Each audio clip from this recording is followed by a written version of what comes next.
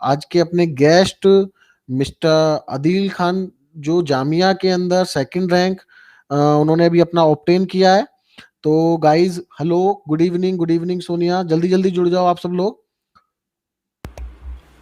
तो दोस्तों, मैं आप लोगों का आज इंट्रोडक्शन कराने जा रहा हूँ मोहम्मद आदिल खान से। मोहम्मद आदिल खान, जिन्होंने अभी सेकंड रैंक अपना ऑब्टेन किया है जामिया इस्लामिया यूनिवर्सिटी के अंदर। जो पीएचडी एंट्रेंस जो हुआ था इस बार 2021 का, उसमें इन्होंने message from audience will display. आपको मेरी आवाज आ रही है क्लियर एकदम? आवाज मेरी क्लियर है एकदम सभी को? हाँ। तो जो सेकंड रैंक इन्होंने यहाँ पर ऑब्टेन किया है, तो मैं छोटा सा परिचय देना चाहता हूँ कि मैंने इनको यहाँ पर क्यों इनवाइट किया है। पहली चीज कि बहुत से बच्चों को यूनिवर्सिटीज में पीएचडी को लेकर के बहुत सारे क्वेश्चंस रहते हैं, तो जिनका जवाब आज आदिल यहाँ पर हम लोगों को देंगे कि भाई क्या और जामिया का जो एनवायरनमेंट है उसके बारे में आपको पूरा का पूरा बताएंगे। पीएचडी का एनवायरनमेंट वहाँ पर क्यों बेटर है, क्या वहाँ पर बेस्ट है पीएचडी करने में, क्या टॉपिक बेस्ट है, किस पे आज रिसर्च चल रहा है, किस पे नहीं चल रहा है। दूसरा, इनका जो बीएससी है, अगर हम आदिल के बीएससी की बात करें तो आदिल का जो बीएससी है, तो बीएससी भी उनका जामिया से है, एमएससी भी उनका जामिया से है, और इवन अगर हम बात करें उनका जो पीएचडी अब जो स्टार्ट होने जा रहा है, जो एक न्यू जर्नी वहां पर स्टार्ट होने जा रही है, वो भी जामिया से स्टार्ट होने जा रही है। क्लियर एकदम? सर 2000 फॉर्म तो आया नहीं है अभी। तो अभी इनका जो दिसंबर के लिए जो उन्होंने दिया था पीएचडी का, तो उसका जो फॉर्म आया था उसमें इनका सेकंड रैंक आया है। तो आदिल, हेलो। या सर। आप सुन पा रहे हैं मेरे को? जी हाँ सर, बिल्कुल। एक बार हमारे बच्चों को सबको हाय आप कर दीजिए, फिर मैं आप पे आपके साथ क्वेश्चंस के बहुत सारे सवाल आपको छोड़ने वाला हूँ यहाँ पर, जिनके जवाब आपको देने हैं यहाँ पर आज। ठीक है? बिल्कुल बिल्कुल। हाँ तो very good evening all of you. और बहुत शुक्रिया कुलदीप सर का और बाकी उनकी पूरी टीम का कि उन्होंने मुझे यहाँ पर दावत दी। और सबसे बड़ी बात मैं कहना चाहूँगा कि आज वट एवर आई एम, तो हमारे गाइड, हमारे मेंटर, हमारे कुलदीप सर ही हैं। जहाँ तक इस तरीके से उन्होंने गाइड किया है कि अल्हम्दुलिल्लाह, थैंक गॉड कि आज के टाइम पर हम यहाँ बैठे हैं और उन्हीं के साथ यहाँ पर बैठे हैं। I am very thankful to Kuldeep sir specially. ये तो बहुत अच्छा है, इसके लिए तो बड़ा थैंक्स, आपने इतना रिगार्ड मुझे दिया, बट मैंने इतना कुछ किया नहीं है, ये सब आपकी मेहनत है आदिल। ठीक है, जो आज आप यहाँ पर पहुंचे और एक अच्छी रैंक आप जामिया से ग्रेप किए हो मेरे। और आपको मैं एक चीज और बता देना चाहता हूँ सभी को, Adil is a international educator also. He is teaching also more than 600 students on international level. ठीक है, तो वहाँ पर आज हमें वहाँ भी यहाँ वो एक्सपीरियंस भी इनका यहाँ पर हमें कहीं ना कहीं बेनिफिट करेगा कि हमको अदिल से बात करने के, इंटरनेशनल एजुकेटर से बात करने का हमको यहाँ पर मौका मिल रहा है। तो अदिल, यहाँ सबसे पहला क्वेश्चन जो मेरा है, जो सीधा सीधा एकदम पॉइंट है, आपका बीएससी भी जामिया से है, आपका एमएससी भी जामिया से है, आपका पीएचडी भी जामिया से है, ऐसी कोई खास वजह कि आपने पूरा एकदम जामिया का पीछा ही नहीं छोड़ा है? सर बीएड भी जामिया से ही है। और बीएड भी जामिया से है, जी तो जी। ऐसी कोई खास वजह कि आपने बिल्कुल एकदम सारा डिग्री ही जामिया से लिया है? कोई एक मतलब कोई ऐसी क्या क्वालिटी आपको वहां पर एकदम ऐसी लगी जो आपने जामिया का पीछा ही नहीं छोड़ा है? एक्चुअली मैंने जहाँ तक स्टार्टिंग मैंने बीएससी से अपनी करी थी जामिया में। हम्म। तो देखिए, स्टार्टिंग की अगर हम बात करें तो सबके साथ हर बच्चे का जुनून होता है भाई, नीट का और जेई का। तो हमारा भी नीट का था, लेकिन हमारे साथ तो एक चीज़ थी कि केमिस्ट्री बहुत स्ट्रांग थी शुरू से ही। तो केमिस्ट्री का एंट्रेंस होता है जामिया में, बीएससी का भी, क्योंकि आमतौर पर यूनिवर्सिटी मेरिट लेवल पर लेती है, लेकिन जामिया में बीएससी का भी एंट्रेंस होता है। तो बीएससी का एंट्रेंस क्रैक हुआ था। हम्म। तो उसके बाद वहां जाकर जो माहौल मुझे लगा कि टीचर्स बहुत फ्रेंडली हैं, आपको हर तरीके से हैंड होल्ड सपोर्ट देंगे, जितने भी प्रोफेसर्स हैं। और एक एनवायरनमेंट ही अलग है वहाँ का। ओके। तो फिर फाइनल ईयर में आते आते जामिया से लगाव इतना हो गया कि भाई जब एमएससी का एग्जाम दिया तो उसमें भी फर्स्ट लिस्ट में टॉप 10 के अंदर नाम आया। तो चलो ठीक वेरी है, good. Let's let's continue with Jamia. उसके बाद ओके। एमएससी कंप्लीट किया, फिर उसके बाद बीएड का एग्जाम दिया। तो बीएड का जब एग्जाम दिया तो भाई उसमें भी टॉप 5 कैंडिडेट्स में नाम आया। Okay, let's go. फिर उसके बाद अभी पीएचडी का एग्जाम दिया, तो एज आप सबको कुलदीप सर ने बताया कि I secured second rank. Okay. Good, congratulation once again. Okay, तो अच्छा, ऐसा मैं दो तीन चीज, जैसे बच्चे यहाँ पर क्वेश्चन पूछ रहे हैं, सबसे पहली चीज कि जामिया में पीएचडी के फॉर्म कब आते हैं, कब कब ये पीएचडी के फॉर्म आते हैं जो जामिया बच्चा में कर सकता है? जामिया में एक्चुअली सर जून जुलाई का पीरियड होता है और नवंबर दिसंबर का पीरियड होता है। 2 साल में 2 बार फॉर्म निकलते हैं। जून ओके जुलाई के अब जो ऐसा हो गया है, पहले ऐसा होता था दोनों बार ही एंट्रेंस होता था, लेकिन ओके। अब ऐसा हो गया है कि साल में एक ही बार एंट्रेंस होगा।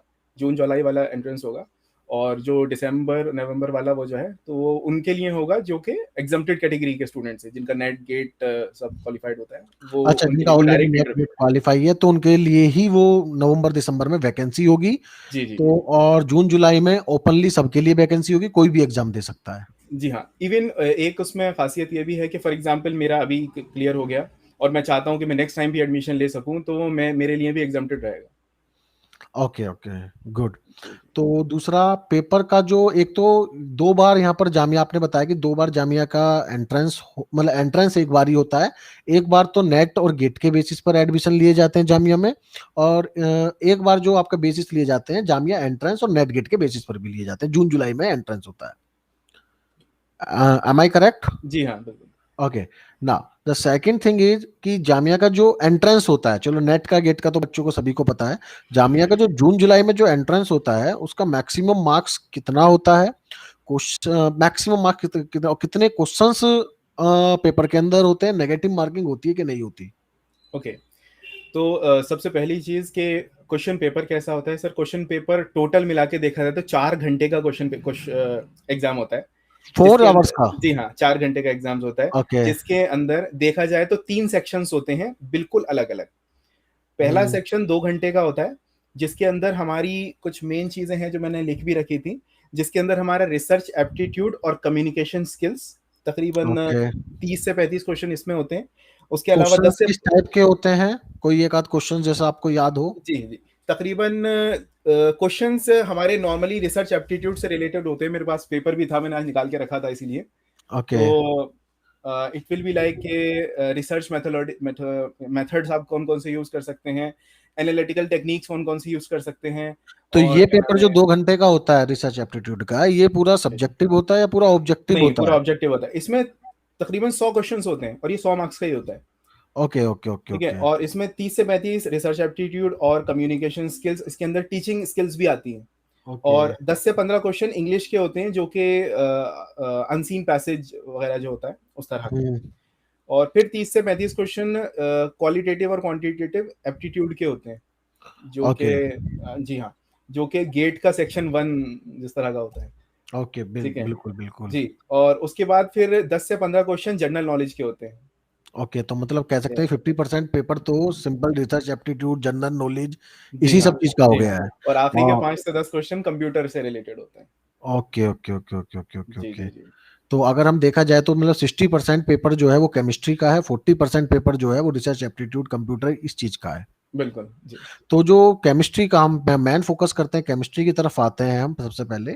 तो जो 100 क्वेश्चंस होते हैं और ईच क्वेश्चंस कितने मार्क्स का, जो हर क्वेश्चन जो होता है उसका मार्किंग कितने मार्क्स का होता है? 1 मार्क का क्वेश्चन होता है, जिसके अंदर और नेगेटिव मार्किंग नहीं होती। नेगेटिव मार्किंग नहीं होती है, तो ये बात क्लियर कि 100 नंबर का हमारा पूरा पेपर होता है और जिसके अंदर कोई नेगेटिव मार्किंग नहीं होती है, और जिसमें 60 के आसपास जो क्वेश्चंस होते हैं वो आपके केमिस्ट्री के क्वेश्चंस होते हैं। एक्चुअली नहीं सर, मैं आपको बताता हूँ।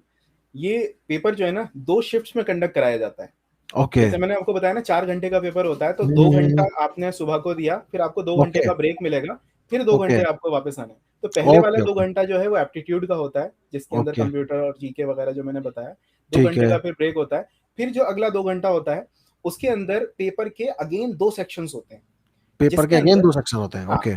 जो सेकंड पेपर है उसके भी 2 सेक्शंस होते हैं। तो ठीक पहली है। सेक्शन के अंदर 50 क्वेश्चन होते हैं, वो हमारे ऑब्जेक्टिव होते हैं और केमिस्ट्री से रिलेटेड होते हैं, ठीक है। जिसके अंदर फिजिकल, ऑर्गेनिक और इनऑर्गेनिक के तकरीबन बराबर बराबर क्वेश्चन है। लेकिन इसमें एक नया सब्जेक्ट भी है जो हमारे केमिस्ट्री की रिसर्च होती है जामिया में, जो मटेरियल्स केमिस्ट्री।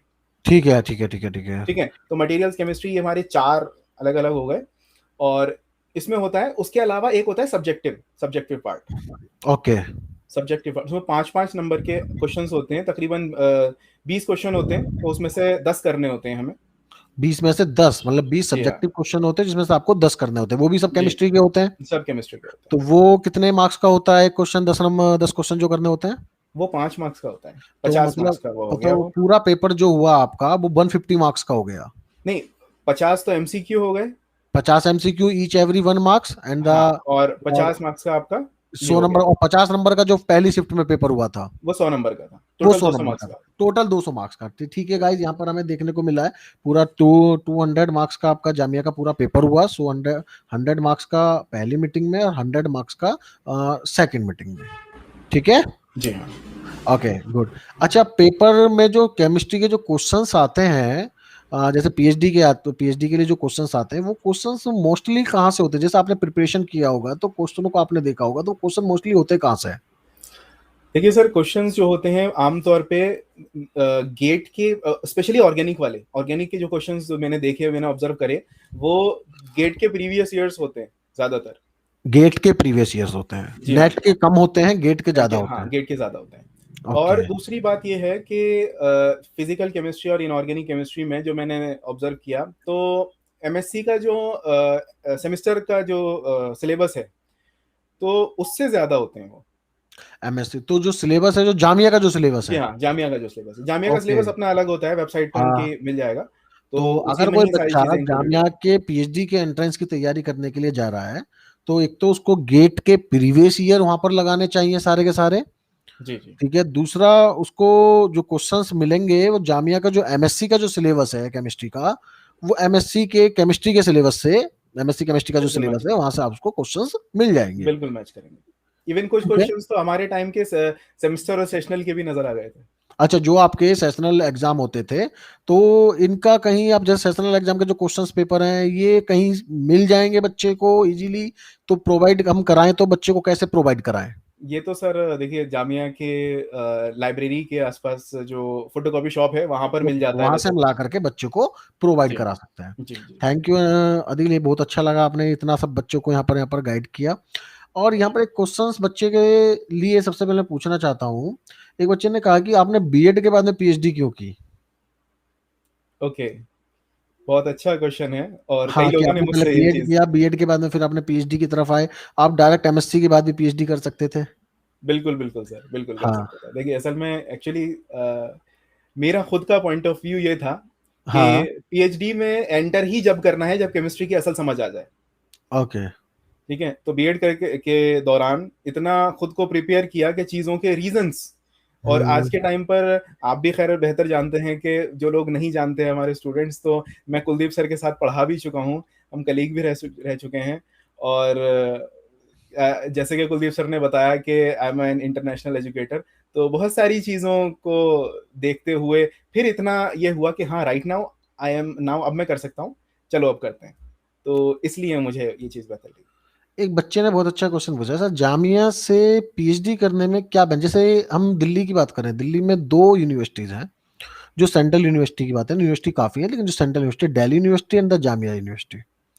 तो अगर हम दोनों यूनिवर्सिटी की हालांकि जेएनयू भी है क्लियर एकदम, तो अगर हम डीयू की और जामिया की अगर हम बात करें, डीयू की और जामिया की बात करें, तो विच वन इज बेटर? और चलो विच वन तो मैं आपसे नहीं पूछूंगा, जामिया क्यों बेटर है? ये तो एक मतभेद वाला मुद्दा हो जाएगा पूरा एकदम। नहीं नहीं, देखिए तो सर, आप ये देखिए। बताओ जामिया क्यों बेटर है, कि कोई बच्चा जामिया में किस वजह से एडमिशन ले पीएचडी के लिए, कोई एक ओके खास वजह? ओके। एक्चुअली सर ऐसा होता है कि जामिया के अंदर मैंने जो ऑब्जर्व किया है, वो प्रोफेसर से हम बहुत अच्छे से इंटरेक्ट कर सकते हैं, बहुत ही इनफॉर्मली। मतलब हम्म। जो मैंने फील किया है कि अगर आपको कोई पर्सनल प्रॉब्लम भी हो रही है तो आप उनसे जाकर शेयर करो, ऐसा ऐसा है, आपका रिएक्शन नहीं लग रहा, तो आपका प्रोफेसर खुद आएंगे, उनको उनको बताएंगे कि आप यहाँ पर गलत कर रहे थे।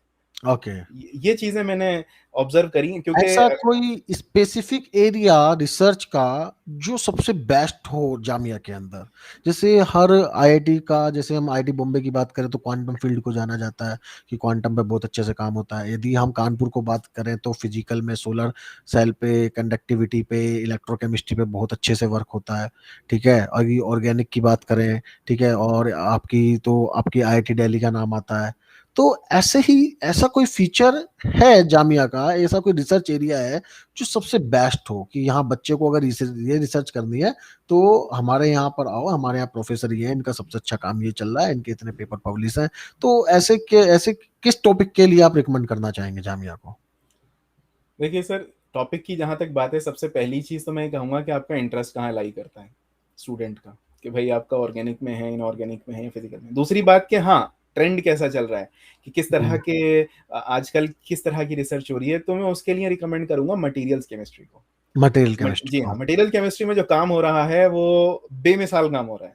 सुपर कंडक्टर्स पे और बहुत सारी ऐसी चीज़ें हैं जिस पर मैंने देखा है, और पेपर भी बहुत अच्छे-अच्छे और बहुत जल्दी-जल्दी मैंने देखे हैं। मटीरियल्स केमिस्ट्री वालों के बहुत जल्दी पेपर आ जाते हैं, कोई ना कोई, किसी न किसी नई-नई रिसर्च और ये सब। तो ओके। वो चीज़ मुझे बहुत अच्छी लगी। अच्छा उसके अलावा हाँ। हाँ, यस। उसके अलावा मुझे जो फ़ील हुआ फिज़िकल केमिस्ट्री में, नैनो टेक्नोलॉजी पे बहुत अच्छा काम हो रहा है। यस।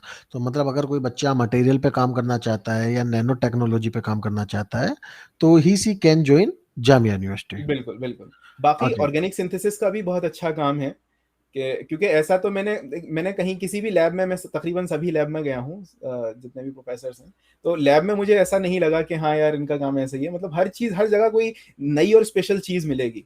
ओके। तो रिकमेंड मैं ये करूँगा कि आपको जहाँ जैसा भी हो रहा है, आप एक बार बात करो और उनसे उनका देखो कि किस तरीके से उनका काम है, क्या है, इंटरेस्टिंग लगे तो यू कैन प्रोसीड। अच्छा, जैसे अभी एक फेलोशिप की बात आती है, अगर बच्चा जेआरएफ क्वालिफाई करता है तो he will got stipend and plus HRA. तो जैसे कि आपने जामिया का, तो आपको यहाँ से कोई फेलोशिप आपको प्रोवाइड की जा रही है, और वो की जा रही है तो कितनी फेलोशिप आपको प्रोवाइड की जा रही है? एक्चुअली सर, अभी इस चीज़ का कंफर्म तो नहीं हुआ है कि कितना होगा, लेकिन जैसा मैंने सीनियर्स से और जितना कलीग से सुना है, तकरीबन 11,000 के आसपास फेलोशिप है। 11,000 fellowship with HRA. With HRA complete. With HRA complete जी, आपको जो जी। फेलोशिप मिलेगी। तो लगभग लगभग अभी अदील को कंफर्म नहीं है कितना है, लेकिन जो सीनियर्स और कुलीग्स ने बताया है 11 और 12,000 के अप्रोक्स इनको फेलोशिप भी जामिया यूनिवर्सिटी प्रोवाइड करेगी फॉर पीएचडी के लिए। जी हाँ एम आई सर। राइट? जी हाँ सर। तो जैसे कि अभी ये कोरोना, जो आपकी जो पीएचडी है उसकी जो मेन जो ड्यूरेशन होता है लगभग 5 इयर्स का होता है। 5 इयर्स का जो ड्यूरेशन होता है उसमें पहला ईयर जो होता है वो आपका कोर्स वर्क होता है बिल्कुल। ऑलमोस्ट, जैसा कि मुझे मालूम है। जी, जी। तो जो अभी जैसे कोरोना के इस सिनेरियो में, जो कोरोना जो पेंडेमिक हमारा चल रहा है, तो इस केस में तो आपका जो कोर्स वर्क है वो वर्क फ्रॉम होम चलेगा या फिर अभी यूनिवर्सिटी में जाकर के आपको कोर्स वर्क करना पड़ेगा? वो चीज़ भी सर मैटर करती है। अगर हम प्रोफ़ेसर से या डिपार्टमेंट से अगर हम बात कर लेते हैं, तो हम घर से भी वो कर सकते हैं। लेकिन अगर बेहतर ये है कि हम यूनिवर्सिटी जाएँ, वहाँ के माहौल को पहले अडॉप्ट करें और फिर चीज़ों को करने की कोशिश करें, तो that will be the best. लेकिन हाँ, हम डिपार्टमेंट से बात करके उसको घर पर कर सकते हैं। चीज़ें बहुत एक सारी ऑनलाइन ट्रांसफ़ॉर्म हो रही हैं। बच्चे ने पूछा है यहाँ पर कि आपका जो जामिया का जो फीस है, फीस स्ट्रक्चर क्या है पीएचडी वालों के लिए? फ़ीस स्ट्रक्चर के लिए सर अभी फ़ीस स्लिप तो मेरी आई नहीं है, तो इसलिए अभी मैं उसके बारे में ओके कुछ ओके नहीं ओके। कह सकता। जी। अप्रोक्स कोई आपको आइडिया हो फीस मुझे का? एमएससी की ध्यान है, 5500 थी for 1 year. Okay. 5500 1 year 1 MSc year. का हो गया, लेकिन मैं तो पीएचडी के यहाँ पर अभी थोड़ा सा बात कर पीएचडी रहा था, का भी कोई नहीं। ध्यान नहीं, बिल्कुल भी ओके। नहीं किया है। अच्छा, अभी आप जैसे कोई बच्चा जामिया के लिए एंट्रेंस के लिए एग्जाम की तैयारी कर रहा हो, आपका जैसे सेकंड रैंक आपने अचीव किया है, तो आप क्या मैसेज देना चाहोगे कि स्पेशल वो क्या प्रिपरेशन करे और कैसे प्रिपरेशन करे? कब इसके फॉर्म रिलीज होंगे? जून जुलाई में फॉर्म रिलीज होंगे या जून जुलाई में पेपर होगा? जून जुलाई में पेपर होगा। हाँ, आपके फॉर्म जो कब आते हैं इसके? फॉर्म इसके फरवरी या मार्च में नोटिफिकेशन आ जाता है कि फॉर्म ठीक है ठीक है। इस टाइम पर रिलीज होने वाले हैं। 1 महीने का टाइम मिलता है फॉर्म का, फॉर्म ओके। भरने के लिए। उसके बाद फिर उसके 15 दिन बाद उसको फॉर्म एडिटिंग का ऑप्शन होता है, जैसे कि सबके साथ होता ही है। फिर उसके ओके। बाद जून जुलाई में आपका एंट्रेंस होगा। With in 1 month okay. Result आएगा, इंटरव्यू गुड। के लिए बुलाया जाएगा।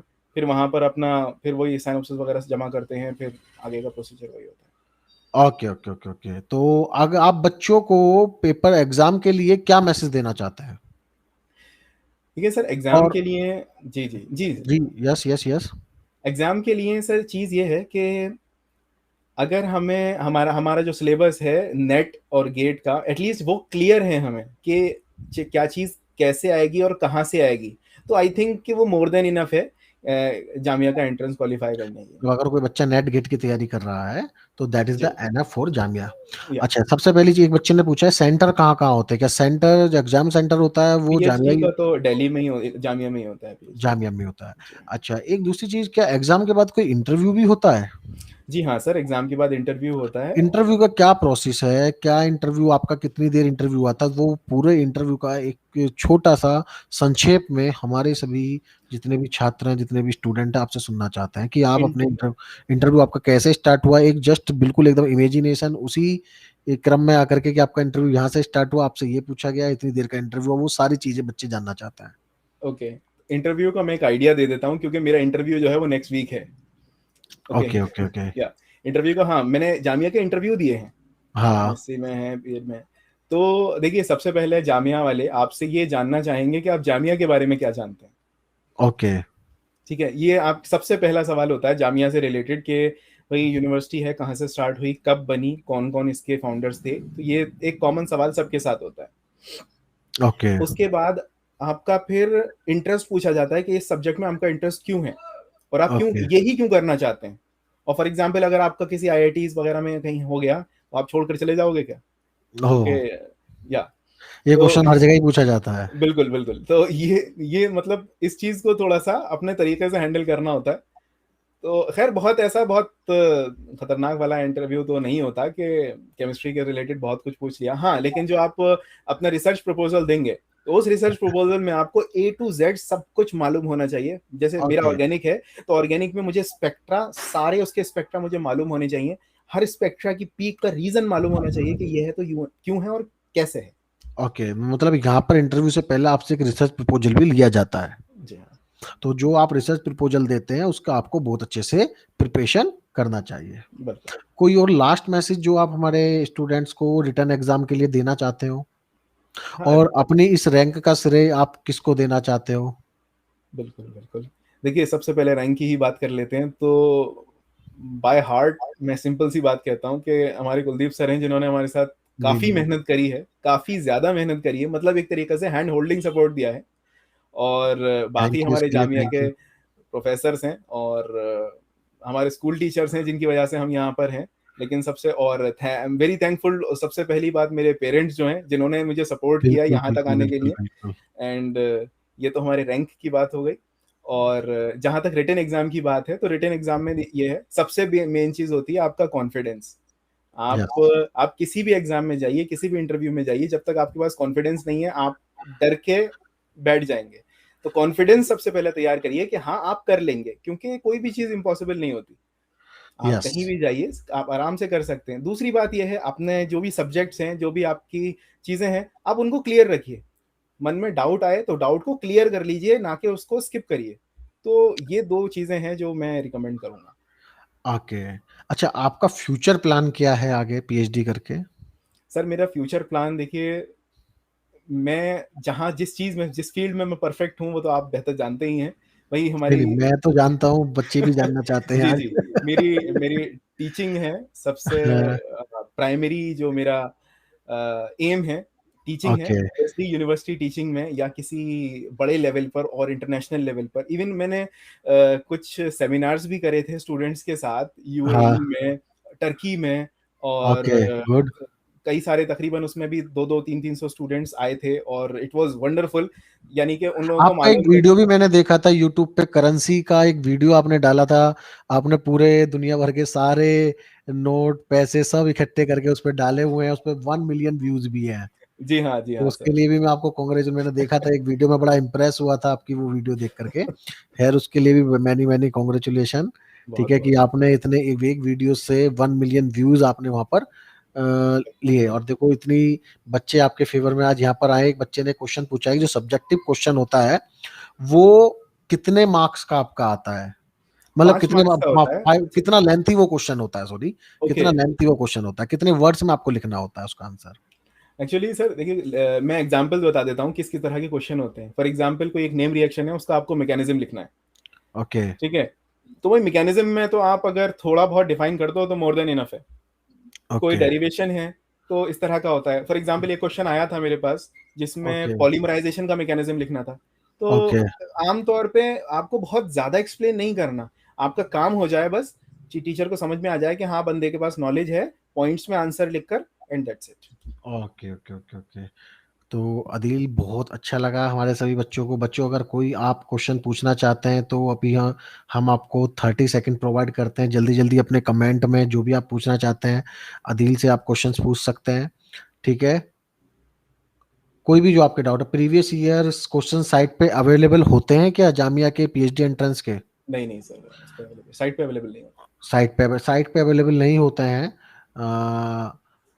लेकिन जामिया की सेंट्रल लाइब्रेरी है, उसके हम्म, पीछे फोटोकॉपी शॉप है, वहां पर ओके सब कुछ आपको अवेलेबल हो जाएगा, वहां पर गुड। सब कुछ मिल जाएगा। ओके कोई बच्चा, सर आदिल भाई आपका नेट हो गया? एक बच्चे ने पूछा है, क्या आपका नेट हो चुका है? नेट एक्चुअली नेट ना काफी दिन से दिया ही नहीं, कोविड दिया के ही चक्कर नहीं में है बाहर अभी ही नहीं लिस्ट, निकले, अभी तो नेट नहीं दिया ये है। कह सकते हैं दिया और नहीं। इनका जो पीएचडी का है वो अपना इनका हो चुका है। अब तो नेट का तो जैसे कि हम देख भी रहे हैं 2021 में अमेंडमेंट है कि PhD is compulsory for assistant professor, ठीक है। तो man is PhD. International educator के लिए क्या करना पड़ता है? ये क्या करना पड़ता है भाई इंटरनेशनल ओके। एजुकेटर के लिए क्या करना? चलो इस पे हम नेक्स्ट सेशन लेंगे दोस्तों बहुत जल्दी, इंटरनेशनल एजुकेटर के लिए क्या करना पड़ता है। आदिल को हम फिर इनवाइट करेंगे एक बार और वो बताएंगे कि कैसे कैसे। क्लियर? कोई और बच्चा कोई कुछ क्वेश्चन पूछना चाहता हो तो बताए। थैंक यू अदिल, बहुत अच्छा लगा आप यहाँ पर आए, आपने अपना कीमती समय दिया, ठीक है। बहुत बहुत बहुत शुक्रिया सर, कुलदीप सर का, आपकी पूरी टीम खान एकेडमी की, कि जिन लोगों ने मुझे ऐसा समझा थैंक कि यू। मैं आपके साथ बैठ सकूं और अरे नहीं नहीं, ये ऐसा सारी नहीं बात है, कर ऐसा नहीं सकूं। है, मोस्ट वेलकम। कम पूरी ठीक है। अनअकैडमी टीम की तरफ से आपको मैं बहुत बहुत धन्यवाद कहता हूं कि आप आए और अपना आप कीमती समय देके आपने छात्रों के उज्जवल भविष्य के लिए कुछ एक नया संदेश दिया, एक नया मैसेज दिया। और कुछ बच्चे इंस्पायर अच्छे होते हैं, जब कोई अच्छा रैंकर उनके सामने आता है तो बच्चों के अंदर पढ़ने की एक लालसा जो जागती है। मैंने कई बार देखा है, हम तो देखो मोटिवेट करते ही हैं, पढ़ाते ही हैं, ठीक है। हमसे तो बच्चे हो सकता है कि हमारे चेहरे को देख के रोज रोज रोज रोज बोर भी हो जाते हो कि ठीक है यार एक ही चेहरा रोज सामने आता है। बट आप आए, आपने बच्चों को समझाया। I have received 100 message with the stream chat. Okay, thank you once again Adil sir. और सभी बच्चों की तरफ से, पूरी अनअकैडमी टीम की तरफ से आपको मैं थैंक्स करता हूँ। ओके दोस्तों, बाय बाय। काफी अच्छा सेशन ये रहा है। शेयर करना नहीं भूलना है, लाइक करना नहीं भूलना है बिल्कुल भी एकदम। तो लाइक और शेयर तो बिल्कुल नहीं रुकने चाहिए आज के सेशन के। पीएचडी कितने पीएचडी नेट जेआरएफ भी कॉलेज मिलती है, नेट जेआरएफ से भी मिल जाता है और डायरेक्ट एंट्रेंस भी होता है, हम बता चुके हैं। आप वीडियो को एक बार दोबारा से देखना। और पीएचडी मिनिमम जो होती है वो 3.5 ईयर्स की है, 3 या 3.5 ईयर्स की है यूजीसी के रेगुलेशन के हिसाब से। और मैक्सिमम टाइम आप डिपेंड ऑन यूनिवर्सिटीज, ठीक है। आदिल भाई आपके गेट हो गए हैं, ठीक है। नेट गेट आदिल ने भी दिए नहीं है, वो क्लियर कर चुके हैं अब्दुल वस्ट कि उन्होंने नेट और गेट अभी नहीं दिए हैं। उन्होंने सीधा जामिया का बीएड करके जामिया का ही एंट्रेंस दिया है। और बहुत जल्दी नेट गेट भी वो क्वालिफाई करके हमारे साथ दोबारा होंगे एक अच्छी रैंक। बिल्कुल, अच्छा। इसी के साथ bye bye, take care, good thank you night. Sir, very good night.